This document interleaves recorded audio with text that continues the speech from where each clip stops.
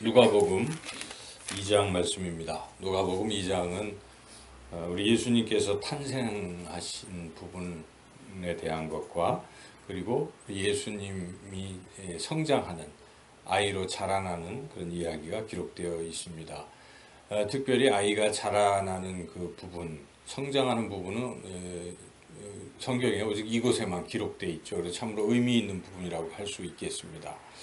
예수님의 탄생 이야기는 마태복음에도 나오죠. 그래서 두 가지를 우리가 종합해서 늘 생각해 보는데, 그곳에서는 예수님이 자기 백성을 죄에서 구원할 자, 그 예수라는 이름을 가지고 예수님께서 구원자로 오신 것을 많이 강조했습니다. 누가복음에서는 역시 그리스도라는 부분을 이야기함으로써 구원자, 그리스도는 구원자라는 뜻이기 때문에 11절 같이 읽어볼까요? 오늘 다윗의 동네에 너희를 위하여 구주가 나셨으니 곧 그리스도 주시니라. 그래서 구원자, 구원주 이심을 역시 말씀하고 있습니다. 그리고 특별히 누가복음에서는 우리 예수님께서 이 땅에 오셔서 평화를 주러 오셨다 하는 것도 강조하고 있습니다. 14절을 읽어보겠습니다. 지극히 높은 곳에서는 하나님께 영광이요 땅에서는 하나님이 기뻐하신 사람들 중에 평화로다 하니라. 그리고 우리가 성탄절 설교 들을 때에 이 온 세상이 평화로운 나라 세상 되게 해달라고 설교들을 많이 하잖아요. 그때 바로 이 부분을 많이 이 말씀을 가지고 전하죠. 그래서 예수님께서 이 땅에 오신 목적, 가장 중요한 목적은 우리를 죄에서 죽음에서 구원하시기 위한 것입니다. 그리고 또한 평화를 주러 오신 것인데, 그 평화라는 것은 가장 중요한 평화는 하나님과의 평화입니다. 로마서에 보면 5장에 보면은 하나님과 우리 사이를 화목하게 하시려고 예수님이 오셨고 화목제물로 오셨다 이렇게 말씀하고 있지 않습니까? 그래서 예수님은 우리와 하나님 사이를 화목하게 하시기 위해서 오신 것이고, 그리고 예수님은 사람과 사람 사이에 원수된 부분들, 막혔던 담을 허무시는, 그래서 십자가에서 죽으셨다라고 또 에베소서에서 증거하고 있습니다. 사람과 사람 사이에 평화를 위해서 예수님이 오신 것이죠. 그래서 우리가 구원받고 사람들과 평화스럽게 지내고 하나님과 늘 교통하면서 그렇게 사는 것이 바로 구원이고 예수님이 오신 목적입니다. 그래서 참 그 은혜에 우리가 감사한 것인데, 이렇게 예수님께서 우리를 구원하시고 평화를 주러 오셨는데, 이 땅에 예수님께서 오셨을 때 이 예수님을 어떻게 대했는가 하는 부분을 오늘 또 2장은 여러 사람들의 종류들에 대해서 이야기하고 있습니다. 첫 번째는 그 같은 고향 사람인데 베들레헴 사람들, 또 예수님이 지금 만삭이 되어서 아기를 낳아야 되는 상황을 뻔히 보면서도 자신들이 이미 호적하러 방에 이렇게 한 방씩 차지하고 있었기 때문에 빈 방이 없는 것입니다. 떼줄 방이 없는 것입니다. 예수님을 이렇게 편안하게 아기가 낳을 수 있도록 내줄 사람이 하나도 없었다는 사실이죠. 우리가 그것을 여기 볼 수가 있어요. 주님은 우리를 구원하러 오셨건만 그 주님을 그렇게 대접했다. 이것은 이후에 요한복음에서 요한이 증언한 대로 자기 땅에 오매 그 예수님을 영접하지 아니하더니 하는 것을 말하고 있잖아요. 나중에도 이스라엘 사람들이 예수님을 자기 땅에 오셨는데도 받아들이지 않았습니다. 지금도 이스라엘 백성은 그러고 있지 않습니까? 온 세상에 많은 사람들이 전 지구 인구의 20%가 예수님을 영접하고 믿고 있는데 1%도 안 되게 그 이스라엘 땅은 아직도 그러고 있는 것이죠. 참 아이러니한 일인데 이러한 부류의 사람들이 있다는 것입니다. 또 그러나 당시 사람들이 다 천하게 여기던 목자들은 어땠습니까? 목자들은 자기 일에 충실하게 양떼를 지키다가 하늘에서 천군 천사가 나타나고 사자가 말해주고 이러면서 예수님이 오신 것을 알고 그 사자가 가서 아기 예수를 찾아서 경배하라 이렇게 말씀을 했을 때 그것을 시큰둥하게 받아들인 것이 아니라 믿고 더 양치기들이 찾아가서 드디어 예수님을 만나서 다 사실을 알고 아기 예수님께 경배했다 하는 부분이 또 나오고 있습니다. 영광을 돌리고 찬송했다. 이렇게 비록 사회적으로 천대받는 그러한 목자일지라도 말씀을 듣고 받아들이고 예수님을 이렇게 아주 뜨겁게 영접한 무리의 사람들도 있다는 것이죠.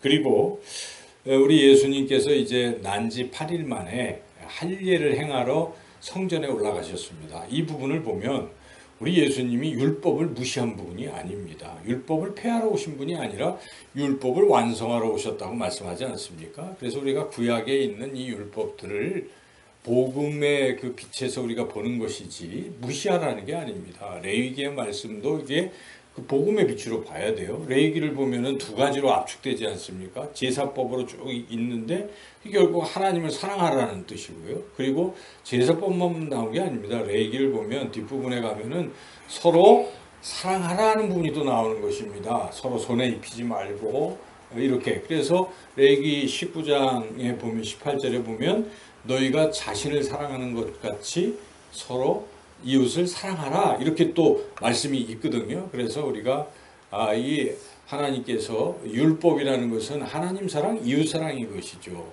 그것을 예수님이 또 요약해서 말씀하십니다. 그래서 우리 예수님은 율법을 지키신 것입니다. 여기 보니까 정결례를 행하신 것입니다. 할례를 받으시고 이렇게 해서 이제 할례를 받으러 가셨는데 그 성전에서 또 예수님을 영접한 사람들이 여기 나타나잖아요. 두 사람이 나타납니다.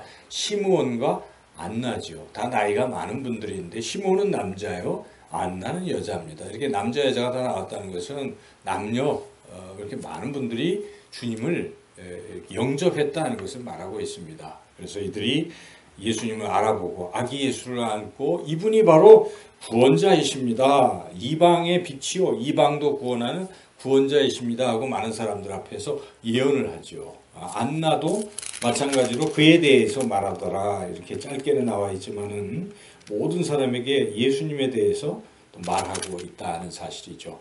이렇게 예수님의 오심을 알리고 또 기뻐하는 사람들이 있었습니다. 그런데 이 두 사람의 공통적 특징은 결국 기도하던 사람들이고 성전에 늘 머물던 사람들입니다. 시므온과 안나가 성전에 머물지 않았다면 예수님 만날 수도 없는 것이죠. 성전에 늘 머물러 있었고 기도했습니다. 기도하니까 시므온은 성령의 충만함을 받은 것입니다. 그래서 25절부터 27절까지는 성령의 인도하심으로 이렇게 아기 예수님을 만났다는 부분을 이야기하고 있죠. 우리가 길지만은 25절 27절 읽어볼까요?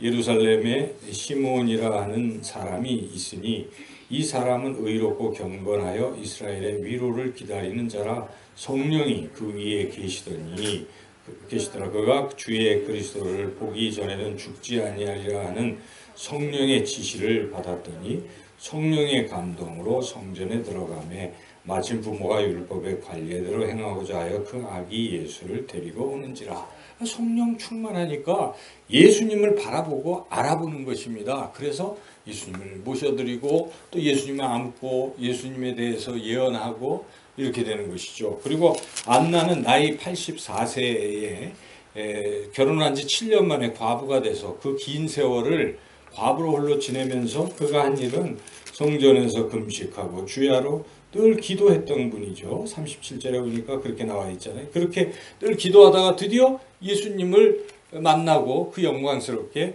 예수님에 대해서 증언하고 예언하고 이렇게 되었다는 것입니다. 우리가 이 부분을 보면서 결국 무엇입니까? 우리가 첫째는 예수님을 어떻게 우리가 대하는가 하는 것입니다. 예수님을 그렇게 자기 빈방 안 내주고 자기 방 지키려고 예수님이 들어올 틈도 없는 자기 마음에 예수님을 모셔드릴 틈도 없는 이런 부류의 사람들이 세상에 있어요. 그래서 지금도 각지 자기 일에 분주한 거예요. 먹고 사는 일에 분주하고 즐겁고 쾌락을 누리는데 분주하고 뭐 세상 사람들과 만나는 일에 분주하고 하다 보니까 예수님을 내 안에 모셔드릴 공간이 없다는 여유가 없다는 것입니다. 이게 참 현대인의 병폐인 것이죠. 우리를 구원하시는 영원한 생명을 주시는 그 귀하신 분을 모셔드릴 수 없다는 것. 자기의 바쁨과 자기의 이익 때문에 이게 가장 큰 문제죠. 그래서 오늘날 아무리 복음을 전해도 듣지 않는 이들은 바빠요. 나 할 일이 많아요. 나 그럴 여유 없어요. 나 장사해야 돼요. 얼마나 참 안타까운 일입니다. 그런데 우리도 사실 이런 부분에 대해서 한번 깊이 생각해 봐야 됩니다. 어제 하루에 우리의 삶을 돌이켜볼 때 과연 우리는 예수님을 어떻게 대했는가 하는 것을 우리가 생각해 봐야 돼요. 예수님을 우리가 영접했기 때문에 우리 안에 계시잖아요. 근데 24시간 살면서 과연 예수님을 생각하고 있는 것인지, 느끼고 있는 것인지, 예수님께 여쭙고 있는 것인지, 예수님과 주와 같이 길 가는 것이 정말 즐거운 것인지, 주님과 동행하고 있는지 하는 부분에 대해서 우리가 심각하게 다시 한번 또 생각해 볼 필요가 있다는 것입니다. 우리는 예수님과 늘 동행하는 삶을 살아야 됩니다. 주님 어떻게 할까요? 주님 도와주세요. 주님 뭐 이렇게 늘 예수님과 같이 살아가는 거예요. 인격체로 여러분이 인식하시고 성령을 통해서 우리 예수님과 늘 동행하는 삶이 그게 신앙인의 모습인 것입니다.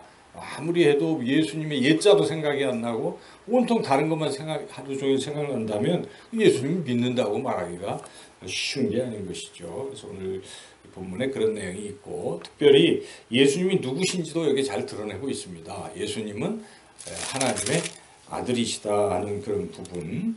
그래서 이 천사들이 그 예수님이 그런 분이시다는 것을 증언했을 때 목자의 소리를 듣고 아기를 낳고 마리아가 잘 마음에 이걸 새겨둔 거예요. 아, 예수님은 내가 낳았지만 하나님의 아들이시구나. 여기에 19절 보니까 한번 읽어볼까요? 마리아는 이 모든 말을 마음에 새겨 생각하더라 이랬어요. 그리고 나서 아이가 자라서 12살이 되고 성전에 올라갔는데 뜻밖의 일이 일어났죠. 예수님이 안 따라온 것입니다. 다 따라오려니 하고 이제 왔는데 하루길 가다 보니까 없어요. 보니까 다시 오던 길 되돌아가 보니까 사흘 걸려서 다시 돌아가 보니까 예수님이 성전에서 계속 있는 거예요. 그래서 뭐 하나 보니까 예수님께서 그 성전의 랍비들과 함께 대화를 나누는데 랍비들이 놀라는 것입니다. 야, 그 지혜에 대해서 하나님의 아들이시니까 얼마나 말씀을 다 이미 알고 계시겠죠. 그래서 다 놀라고 이러고 있는데 이 어머니는 아니 너는 얘기도 안 하고 그래서 이 얼마나 우리가 걱정했는 줄 아냐 하고 다소 나무라듯이 그렇게 얘기할 때 예수님께서 정말 뜻밖의 말씀을 하시는 것이죠. 한번 읽어보시죠. 49절 시작. 예수께서 이르시되 어찌하여 나를 찾으셨나이까? 내가 내 아버지 집에 있어야 될 줄 알지 못하셨나이까? 하시니 핵심은 지금 이 성전은 예수님의 아버지의 집. 그러니까 결국 하나님을 예수님은 아버지로 느끼고 있는 것입니다. 12살 예수님이 이미 자신이 하나님의 아들인 것을 자각하고 있다는 것입니다. 인식하고 있는 게 굉장히 중요한 것이죠. 우리 궁금한 예수님이 자랄 때 자신이 하나님의 아들인 것을 아셨을까? 아신 것입니다. 이미 알고 계셨다고 성경은 증언하는 것입니다. 그래서 예수님 과연 하나님의 아들이신데 마리아가 이때 다시 한번 태어날 때도 그렇게 생각을 했다가 그동안 또 잊어버렸을지도 모르죠. 12살쯤 돼서 예수님은 내 아들이라기보다도 하나님의 아들이시구나 이것을 마음에 새겼다는 것이죠. 그래서 여기에 51절 읽어보시죠. 예수께서 함께 내려가사 나사렛에서 이르러 순종하여 받으시더라. 그 어머니는 이 모든 말을 마음에 두니라. 한 번 더 반복하고 있죠. 그래서 이렇게 어머니지만 예수님의 하나님의 아들이심을 알고 있었다는 부분을 강조한 것이고 예수님 스스로도 자각하고 계셨다. 그러므로 우리는 천사들도 증언했고 예수님은 과연 하나님의 아들이시다 하는 것을 우리가 굳게 믿어야 되는 것입니다. 그래서 오늘 말씀을 통해서 우리 예수님은 하나님의 아들이시고 우리를 구원하시고 우리에게 평화를 주시는 그러한 분이신데 그 분을 우리가 예수님을 믿음으로 우리 안에 영접한 것이잖아요. 이 예수님과 이제는 우리가 날마다 동행하고 살아가야 되겠다는 그런 우리 생각을 다시 한번 또 하면서 늘 주님과 동행하는 그러한 우리 모두가 되기를 주님의 이름으로 축원합니다.